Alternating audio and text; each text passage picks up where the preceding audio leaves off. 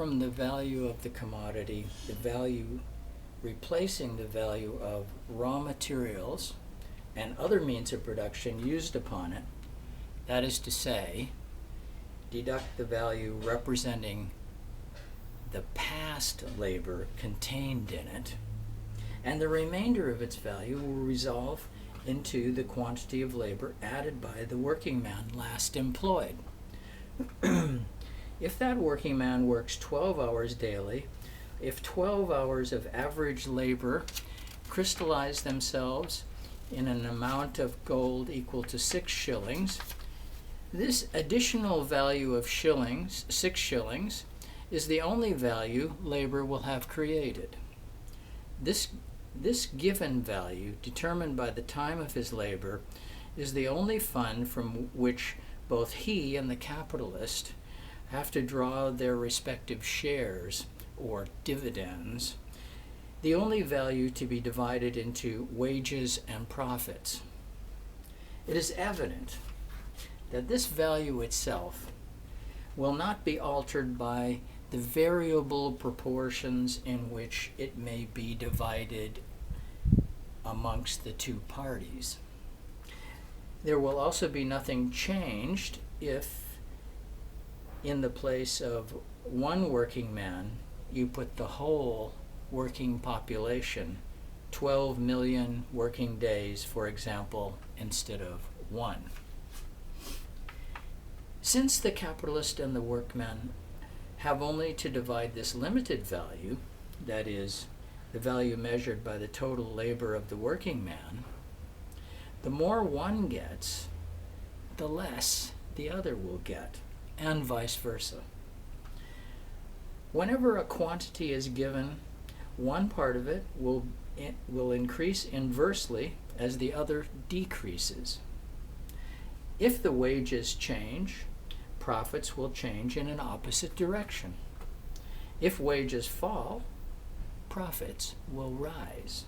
And if wages rise, profits will fall.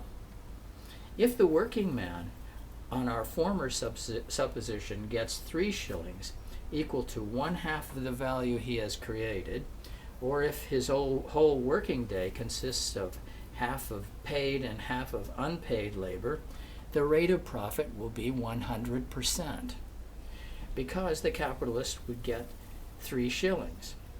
If the working man receives only 2 shillings, or works only 1/3 of the whole day for himself, the capitalist will get 4 shillings, and the rate of profit will be 200%. If the working man receives 4 shillings, and the capitalist will only receive 2, the rate of profit would sink to 50%. But all these variations will not affect the value of the commodity.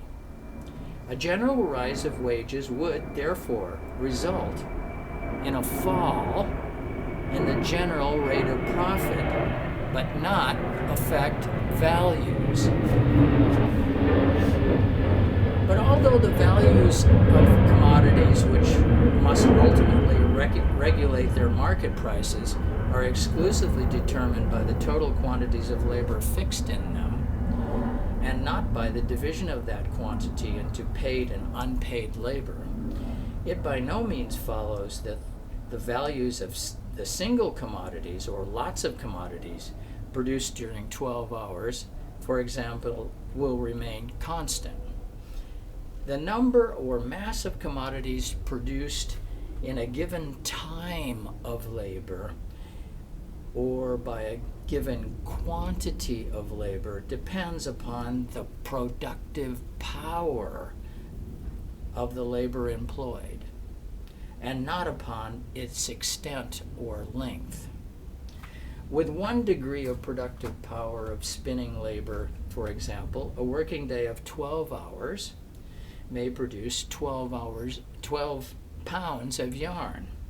With a lesser degree of productive power, only 2 pounds. If then 12 hours average labor were realized in the value of 6 shillings in one case, the 12 pounds of yarn would cost 6 shillings. In the other case, the 2 pounds of yarn would also cost 6 shillings. 1 pound of yarn would therefore cost 6 pence in one case and 3 shillings in the other. The difference of price would result from the difference in the productive powers of labor employed. 1 hour of labor would be realized in 1 pound of yarn with greater productive power, while the smaller productive power, 6 hours of labor, would be realized in 1 pound of yarn. The price of a pound of yarn would, in the one instance, be only 6 pence, although wages were relatively high and the rate of profit low. It would be 3 shillings in the other instance, although the wages were low and the rate of profit high.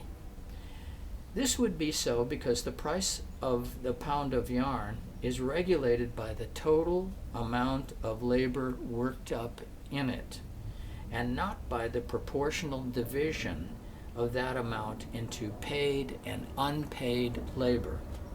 The fact I have mentioned before that high-priced labor may produce cheap and low-priced labor may produce dear commodities loses therefore its paradoxical appearance.